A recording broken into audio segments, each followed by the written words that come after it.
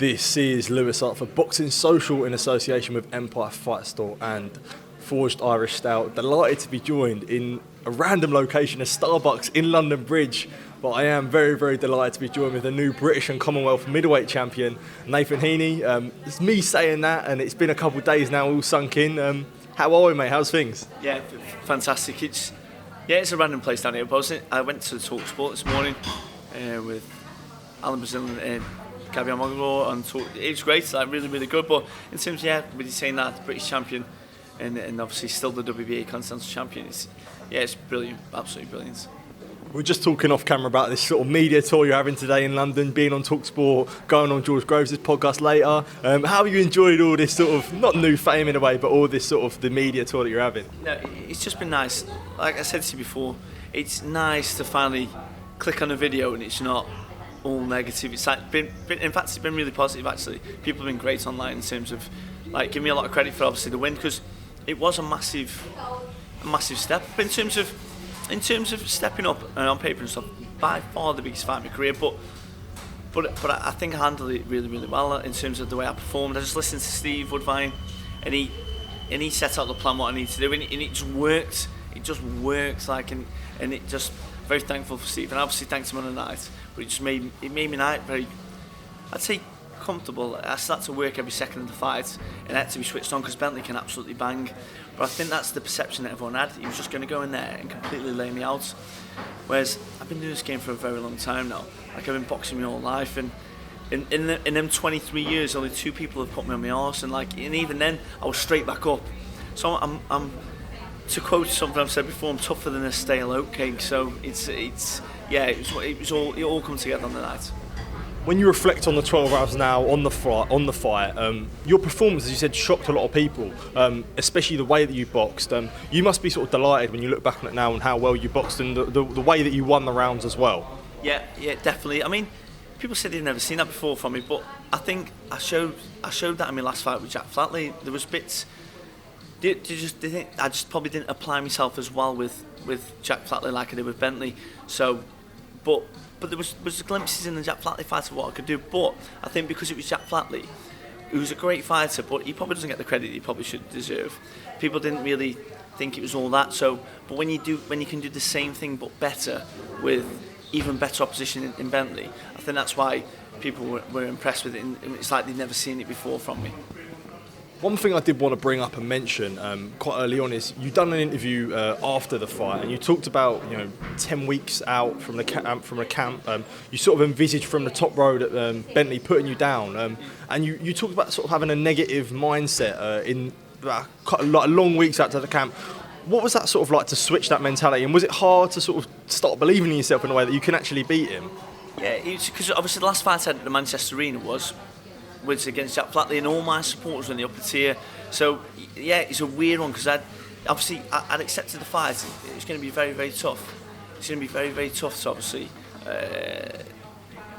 Sorry, I think I can see him speaking behind. But yeah, it's going to be very, very tough, and I think obviously when you fight someone like Denzel Bentley and you finally got to step up to that level, you're thinking bloody hell, this is going to be hard.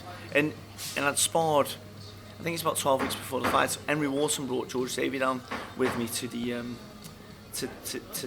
home gym to spar, and he was catching me with every shot you could throw, and he was even hurting me sometimes. I was thinking, bloody hell, he's 2 weight divisions below me. Bentley's going to absolutely smash me to bits if I'm like this. But then as each week progressed, I was getting better, I was getting fitter, I was sparring better. And I just knew then, as the weeks went, I'd say about 5 weeks before the fight, I knew it was all coming along. And then 1 week out before the fight, I just knew I was going to win. And we were talking about off camera as well. One thing we were saying was that you've beaten one of the best British champions there's been in the middleweight division. You cleaned out a lot of the guys, beaten a lot of top guys in the middleweight division. Does it feel better that you've beaten someone like Bentley, who is at the top level? And there's no arguments that he's a weak champion or anything like this. Yeah, absolutely. The thing is, I knew when it comes to like Marcus Morrison, he's fought us with middleweight before, so he's a big, strong lad, and he stopped Marcus Morrison in 4 or 5 rounds, whatever it was. So that's a statement. And then obviously he had Kieran Smith and blasted him out straight away. So I know people thought I was just going to be another one of them, to be honest, where I was just getting blasted out. But we knew how to stop that from happening in the fights. But in terms of obviously you get a lot more plaudits for beating someone like Bentley, and like you say, on the domestic scene, Hamza Shiraz didn't fight him. He was mandated to fight him. So I saw Hamza Shiraz at one of the press conferences said Bentley's going to absolutely wipe me out. No, is that why he didn't fight him? I don't know. Who knows? But yeah, I was very happy with how it went. And as the fight went on, sort of early on, especially the first 6 rounds, you probably could argue you won sort of 4 or 5 of them. Do you feel like as the rounds went on, you grew in confidence that you're like, this isn't the sort of, not that, I'm not saying that you underestimate, not that you underestimated, but did you feel like, whatever I've been building up in my head, this isn't like, I'm having a lot of success here. Did you believe in yourself as the rounds went on? Yeah, I thought to myself, I thought, because I think I come back to the end of round 6 and Steve's like, I think you're winning all the rounds. And he would never say that unless I was actually winning them. And I might have given him more. No, I've got to be honest, I thought I won all the first 6 rounds. I just felt comfortable in there. And I didn't think it was easier than what it was going to be. I thought it was going to be very, very tough. And make no mistake, the first 30 seconds of the fight, he hit me with a right hand, and his thumb went straight in my eye. And I thought I was going to get Mark Efron. I thought my eye was going to swell right up. But luckily, it didn't. And obviously he didn't know he caught me with that shot, and there was little shots throughout as well. I think he caught me with the jab on the jaw when my jaw was loose. It felt like I'd snapped my jaw off, and then he hit me with one shot. I don't know which one it was, and I can't even see it in the fight. So I hit it well, where it slightly buzzed me, nothing major, just where you just get it with a good shot. But he didn't have a clue, because I think I went straight back at him and let him know that I wasn't just going to wilt. But yeah, as each round went on and I was winning, I think the only ones I felt like I let him back into it was round 8 and 9, because I just had a great round 7. 8 and 9, it wasn't even that he won the rounds, it's just I wasn't doing as much as what I was doing in previous rounds. So it gave them a chance for it to say, well, that's Bentley's round, because Heaney isn't using his skills and throwing his shots in the combinations and so on. But no, I had to be concentrated. I just had to concentrate the whole fight, because I knew if I didn't, he would knock me out, because he was very, very strong. When you're up close and he was letting them shots go, when I was having to commit and getting close, you could feel the pure strength of the lad, and he was like clubbing, like he really gets some real torque in his shot. So he's very, very strong. And when the 12 rounds are gone, the decision, before the decision, when the decision get read out, I think it was 114, 114, 115, 113, then 117, 111. You're thinking, and then you hear Nathan Heaney, that sort of raw emotion. You can't really get, a raw emotion than that. How sort of that just describe that whole feeling to me when that decision gets read out, your hand gets raised, and you've got the Lonsdale belt around you. Yeah. So when the final bell went, obviously I did my little things, and then I in my head, I won that fight. I knew I had won that fight. So even when I'm there, because I had my eyes closed, it's weird, because when I watched it back, for quite a lot of the time, even after I'd won the fight, I got my eyes closed loads. It was just dead weird. It's like it wasn't real. So I'm just like imagining this. But when they said 114, even when they said that, I thought, there's no way I've lost this fight. There's no way. And then when they said 116, 113, 117, 111, I thought, that has to be me. There's no way that he's won that many rounds. So then when I was waiting there, and then we said, Nathan, like when I dropped to my knees, it's like I was convulsing on the floor. It's like I was exercising all the demons out my body, because it was just the most. It's like Steve said, I don't think that can ever be beaten. Even if I won a world title, I don't know. I know. Listen, I'm not getting ahead of myself. But let's say I could somehow win a world title. I don't think it could ever beat that moment. That was my world title in terms of what it can bring me in the future. And man, it was when you've had a lot of negativity over the years. I definitely have, and you see comments how limited I am, and I'm not saying I'm great now.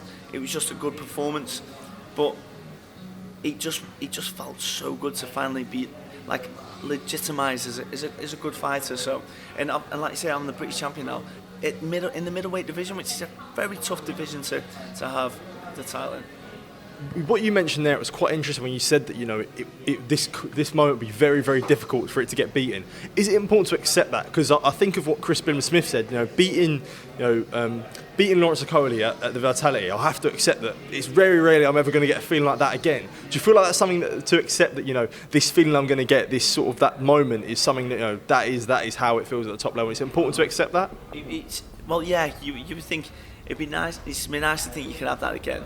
And if you were to become a world champion, oh my goodness, like, I'm guessing it would feel the exact same, but it's just the journey to that first one. It's just, like I even said to my wife Louise last night, after you've won it, you just sit back at home and you go back on the school run. I'd say I do the hoovering. My missus has been brilliant, but like, you go back to normality, and it's the journey to get to that moment that's the special part of it. Oh man, it is just.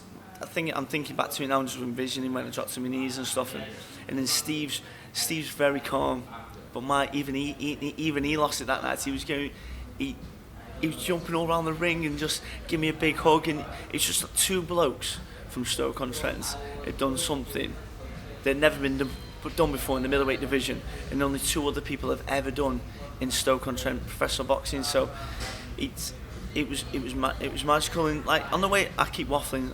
Sorry guys, I do waffle. Please, but on the way up in the car, he said, I know singing, but you could create history tonight, son. And I just didn't want to think about it too much. But I knew the score, I knew what it was, but I didn't want to think about it too much, because you don't want your emotions to overtake what you're supposed to be doing.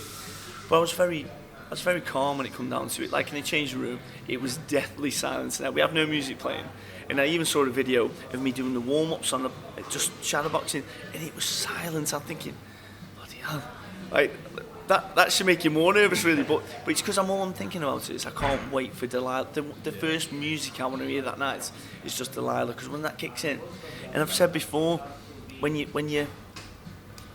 walk out to Delilah, I feel like I can fight anyone. I've said that before, and there was no better time to prove it than that night, because I give it some with Delilah. The Stokies were phenomenal. The atmosphere was like that. I think I did take it in. Like, I try and invest it, because usually I'm not focused on the opponents. That you try not to get distracted by everything around you. But because I did the whole of Delilah, it just set the tone. And I'm thinking, no one's beating me tonight. Absolutely no chance. And yeah, but it was a weird one as well, because that's the first time I've ever had to walk out first. I always walk out second. So they always get the Delilah experience while they're waiting in the ring. But this one, I had to go first, and it was very... Essentially, we're both Queensberry fighters, but I was the away fighter. At the weigh-in, I was on the away end side. On the poster, I was on the away side. When we faced off, I had to go on the away side. And it was an horrible feeling, to be honest, because I'm one of Frank's boys. I want to be the own fighter. But like George said, it was nothing. He said it was just he had the champion's rights. But obviously, I was the WBA champion, but the consensus champion. But obviously, the British is held in higher regard than that. So I totally get it. But like he said, you've got the champion's rights now. And yeah, George messaged me and just said what a great performance, and he loved the event. So. One thing I did want to just bring it back to, and we'll get onto the fans and support in a minute, but one thing I did want to get back to is you talked about the journey, and everyone sees, you know, the belts on you, they see the 12-round performance, but it's sort of what goes into that point. You've always talked about wanting to be a British champion.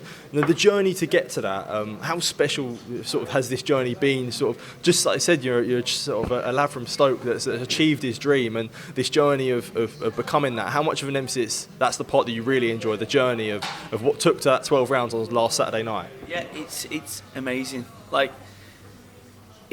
I always had a dream from the age of 17. Like, see, I was forced into boxing from the age of 9 years old from my dad, and I always boxed. I always competed from the age of 11. And I loved it. I did love it, but I loved it when I was there. When I was on the field playing football with my mates, and my dad was like, "Come on, son, you're going to the gym." I'd be crying my eyes out. No, I don't want to go. But once I was there, I loved it. But then from the age of 17 is when I started to think, I want to do this as a career.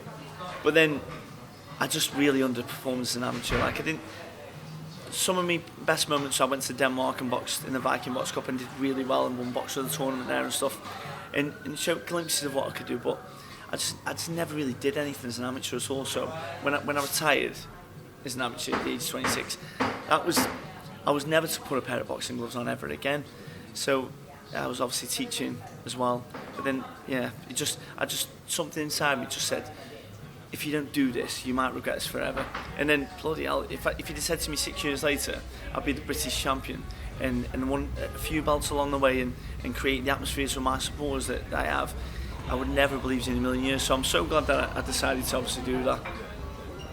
Another thing that we talked about is you spoke about, obviously everyone knows you as a ticket seller, but now you do have the British belts, and you've had a massive win like this. Do you feel like it's important now? I'm not just a ticket seller, and people can say whatever they want about me, but I deserve to be at the top level of this domestic division. Yeah, it's a weird one because, like I said before, sometimes I don't really like doing interviews online because I just know I'm going to click the comments and it's just not going to be great. But by having the Bentley fight, obviously winning the way I did, it's given a bit more respect in terms of me as a fighter, and not just. But it's weird because a ticket seller's not a bad. It's not. I don't know why it's used as like I can't think of the word. It's like a derogatory thing. Like it's not a great. People enjoy watching. If they come in, they enjoy watching your fights. They're enjoying the atmospheres, and that's why my guys there. And obviously, they back me all the way. So. But for me, it was important, not for the opinions of the other people, which is nice to see the positive ones. For me, it's more giving back to the supporters themselves because they have been backing me, and I find it interesting because I've been told there was a few lads that were supporting me in the crowd on the night that didn't think I had a chance, but they still paid for a ticket and they still went there to support me. So it was like even when they thought I wasn't going to win, they were still there regardless. And then obviously I still managed to reward them by obviously winning and then bringing the British title back to the city.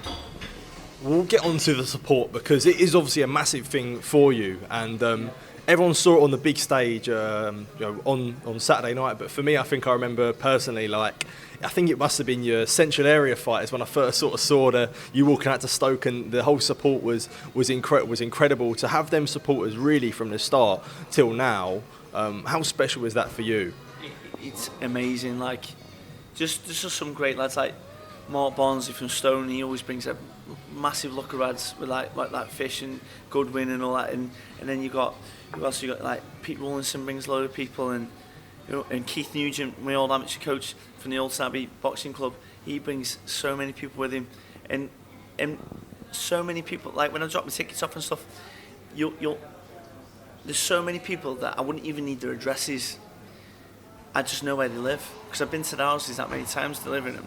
It's just amazing for where they backed me from the start up until obviously now, and now we've got something to look back on in terms of saying we were there when he won the British title. Or yeah, like I said, it's nice for me to give them something back because they have backed me all the way. Yeah, absolutely. And one thing that I've got a friend from Stoke who messaged me this morning. I said that I was with you there later, and he messaged me and he said to me that I've never celebrated a win in boxing as much as I did on Saturday night. And he said, I felt like every punch in there was sort of like I was feeling it, and I was in there with you. And when you realise what you've done for the city of Stoke, and not in a rude way, but Stoke hasn't always been, the most glamorous sort of places, especially when you look at like the football team. Can you do it on a Tuesday night in Stoke? Things like that to show that being from there, and you can create something from Stoke, and be a role model, be an inspiration. When you hear these things, what is the feeling inside for you? Yeah, it's weird. You can't really describe it, but I was told there was quite a few non-dry eyes in the arena from grown men crying, which is just madness because it just shows how much it means to them for me to win. And like I say, mate, we lack a lot of infrastructure in the city, but we make up for it in the people, in the hearts of the people as well. They're just great people. You don't have to look at how they back me. I'm just as you say. I will give them credit. I don't think I ever heard he's one of our own. He's one of our own at boxing events. But since my guys started, I'm hearing it quite a few times now at boxing events. But I'm one of their own, and just like I said with the football team, it's all about heart and determination. And as long as you give your all, the city will give you more back, and there's no more truer than what's happening with me now. And especially for the people that gave something to you when you were nothing or when you were coming through, when you first started. You mentioned about the fans that are there from right at the start, but more than the fans, the coaches, the people around you. How important is that for you that all these people that had the faith in you, you can repay that faith now? That's exactly what I said. Like it's just great for me to obviously give them something back, because they've now got a British champion in Stoke-on-Trent, and potentially could have the first person to ever fight for a world title. I say fight, I'm not saying to win. Like that, I never said I was going to beat Bentley in the press conference. I just said I'll do my absolute best, and I believe my best at times can beat some very good lads. But yeah, it definitely gives them something back, 1,000,000%. Especially when they give me everything in the build-up to that moment. Definitely, and one thing I did want to bring up, and I understand that obviously it's very, very personal to you, and it is difficult, but we did see the tash. We saw the tash before the fight. It's not there now, but that was obviously a tribute to your father. I understand it is very emotional for you, and it is a hard thing, but how proud do you think he'd be to sit here in this position now, thinking that you're the British champion? Yeah, he'd be amazing. Yeah, so my dad, Joseph George Heaney, was an amateur boxer himself. He boxed in the age of 21 to 2018. He was the stereotypical boxing saved me life kind of thing, because he was a bit of a wild child. He was a truant at school, fighting all the time, thought he was rock hard, until he went to the boxing gym and realised he wasn't hard at all, and he got splattered. But then he became a real good boxer himself. The only thing I haven't got on my dad's, he was an absolute banger, my dad was. And he had a great tash as well, a great tash. And that's why, for that one night only, I wanted to grow a tash and wear it just almost like in honour of my father. So he was almost with me through the medium of a tash. It sounds dead weird, but yeah, it's weird, because I know I said in the post-fight interview, if my dad knew I was fighting Bentley, he would have said, you can beat him easy, because that's what parents do. They have like a delusional love for the kids, and they think that's absolutely incredible. But I know he would have believed everything. He would have believed it when he said it. So when I would have won, he'd have been very proud, but he'd have thought I could have always done it anyway. Yeah. But I suppose that's what parents should be doing. I've got 2 daughters myself, and I tell them I love them a million times a day and how proud I am. They could sneeze and I'm like, bloody, that's the best sneeze I've ever seen. Do you know what I mean? It's just, so I got that from my dad and my mum and my dad as well. Do you know what I mean? I got that from them, and I just, yeah. Yeah, I can understand it is hard, and you think about sort of yourself now being a father and sort of learning from him. How much do you feel like sort of he's guided you to be the man that you are today, and your life experience is all in the moment that you are now? As how I am as a man is from my dad. My dad had his dad, who was an Irish immigrant, and he was always in the pub drinking. He loved his kids, but he didn't really show it, and he wasn't really there. Whereas my dad never missed. He did the complete opposite. Like, my dad made sure I never missed school, made sure I had everything to succeed. We didn't have a lot. We didn't have everything we wanted, but we had everything we needed. And then what else was it as well? He was just every sports day. He never missed anything, and loved his kids more than you can ever love the kids. But obviously he had his bad side from the mental health side of things, and he found it very hard to control his emotions from that side. And obviously, unfortunately, took his life.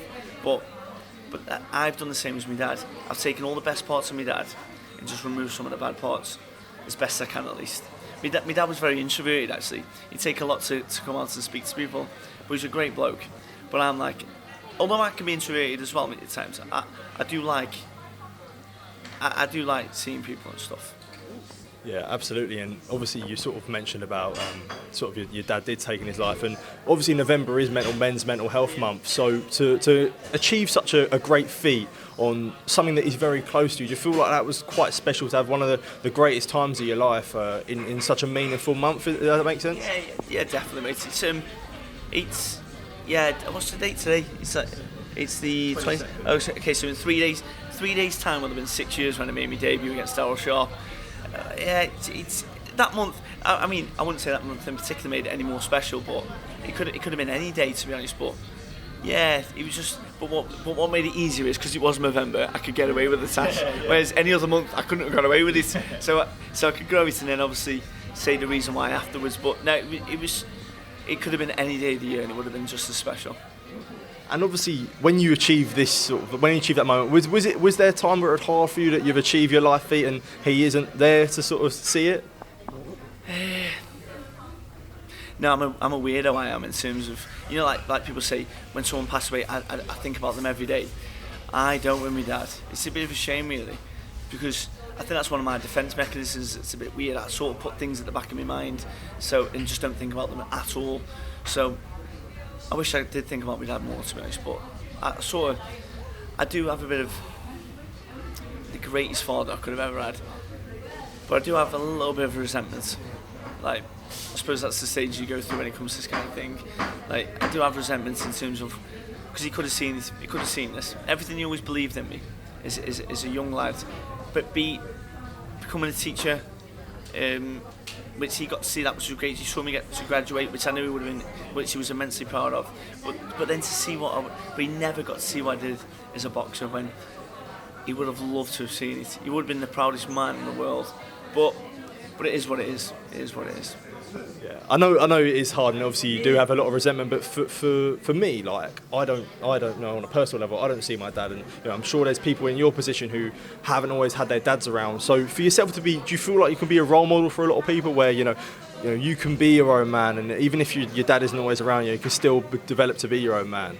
Yeah, I think you also need a bit of guidance in life as well. Like for me, I listen to like certain videos of certain people. Like there's a bloke called Jordan Peterson now. He's had a bit of a controversial stuff with the right wing media and stuff. But he's not. If you listen to some of the stuff he talks to and guidance in life, he's almost like a father figure. That you do need father figures in your life and someone to guide you. Now I like to think I help my friends in a way like that, and they help me as well. But yeah, I think you do need some guidance in life, and like I have mine through the medium of videos. Sometimes I see YouTube stuff, and hopefully it resonates with you that it's right, whatever's speaking about, whatever you're listening to. Absolutely, definitely a lot of people can take a lot of inspiration from your story, mate, for sure. I know it's sort of settled in now, and we talked about Hamza Shiraz earlier, and there is going to be people queuing up to want to fight you now. What is next for you now? Frank promised you a world title shot. Are we seeing that potentially at the Britannia at the Stoke Stadium? Yeah, well, in terms of who's next, I've not once called anyone out in my career ever, and I don't think I ever will, to be honest. But all I do want is I want the promise of that world title, because it was promised. So and whether they thought Bentley was going to win or not, I know George Warren did believe in me when he set the fight. He said, "Listen, it's a great fight. You can win." He's not setting up for me to get absolutely bludgeoned. He said it's a good competitive fight, and I do believe he believed that. It was down to me to obviously prove that. But when Frank said about the world title, I remember at the first press conference, I looked at him and I just looked forward with a little smile on my face, because I thought, that could be me. That could be me. Like, and I know no one thought about it at the time, but now I am the winner. So hopefully that can happen. And like you say, could that be at the ground? It certainly could, and I would love it to be there. But if it has to be in Vegas, Janabek in Vegas, listen, I will just do what I can. Steve will do his best to look after me to make sure that if I go in there, I come out nice and safe and I perform the best of my ability. But it would just be, I went there for my Stag Do, and it was amazing. So I can't. I even said, I did a running video actually with my mates, me and Sam Leverton. We were training at like 6 a.m. We were running, and I said something like, imagine fighting here, and then, well, now that actually could potentially happen. And then imagine you won that. Like, granted, did he win like an Olympic gold medal or something, Janabek? Yeah, I think he's an Olympic gold medalist. He's a good fighter. Well, he owns 2 world titles, doesn't he? So he'll be massive, and that one I would be. That's the only time we could probably make some good money again on the bookies, because the odds would be ridiculous on that. But one I would love to have. Is there a preference? Would you rather Stoke Stadium or Vegas? What one is the preference? The dream would be the ground to fight to Stoke City. So that would be the dream, just because I think it makes something magical for the city. Like I said in the post-fight press conference, you can really build a legacy off that in terms of either young athletes coming through the city, be it boxers, footballers, canoeists. You've got Joe Clark and all these kind of guys. Like it just brings something to the city and some belief. Like, because I am just a normal lad that's just worked hard and had certain opportunities, even luck at times, and and look what you can do. And if the ground happens, literally anything is possible, anything. So I think that's just amazing. I think it's just amazing. So that would be the dream. But I know my boys would love to go Vegas as well. So either or. To the Stag Do, will it? Absolutely, because yeah, I won't be. I only drank one night actually on the Stag Do. But it was the best place, the best night of my life. We went to this XS club. Dave Guetta was playing. We had this little VIP cabana thing. There's 16 of us. It was incredible. Night swim. I didn't swim, but it's brilliant. I just saw this American lad. He had a red and white striped shirt. I was like, mate, I need your picture. And I was like, he had no reason why I took a picture. I was like showing him Stoke City. I was like, look. But yeah, to go back as a fighter it'd be amazing. And I think I could take a few over with me, to be honest. I don't know how many, but I certainly do think I could take a few over there. And one thing I did want to mention, obviously obviously from Stoke, sort of near the Midlands area. Not only on that weekend was it you winning, but we also saw Liam Davies retain his title, Tyler Denny become a European champion. So many guys from the Midlands area now coming through to be champions. How special is it now that it's almost like a golden era of Midlands boxing? I spoke to Tyler about it and he said, this is a takeover, we're coming through, but to see sort of bringing boxing back to the Midlands and inspiring the youth in a sense where they see guys like yourself, Tyler, Liam, if they can do it, the amateur boxers coming through can do it as well. Yeah, it's a shout out to Errol Johnson, BCB Promotions, because Errol Johnson is the manager of me, Tyler Denny, and Liam Davies, and in one night he had a British champion and 2 European champions, and that's a credit to Errol. He's a great bloke, Errol is. You'll never see him on camera, very rarely at least. He's like the Yeti. Like you don't know if he exists or not. He's quite tall actually, like a Yeti as well. But he won't mind me saying that. But yeah, it's phenomenal, and it's just good because me and Tyler sparred in the build up to the Bentley fight, and I watched Liam Davies and when Liam Davies was sparring, it was just lovely. Like what he was doing, just the shot selection. He was just playing with his sparring partners, just relaxing, just nice. And Tyler's a handful as well. I don't think you can ever have a good spar against Tyler. He's always on you, but the ring's so small in BCB, down in Wednesbury, you can't, it's so hard to escape. So if you can escape, you're doing a good job. But no, he's so good for the lads, and it was brilliant. It's like, say, the Midlands area, but it was just great for BCB. Absolutely. Nathan, I just want to say thank you for taking time to speak to me. I really, really have enjoyed this interview, and it makes me, I think I speak for everyone saying about how happy they were to see your hand get raised on Saturday night. I speak for everyone, and just as we sort of close this off, anything you want to say to any fans or people watching this? No, I just thank you obviously to everyone that was there supporting me on Saturday night, everyone that was watching at home, everyone that rinsed the bookies, because a few of you had some great bets on and you got some great odds.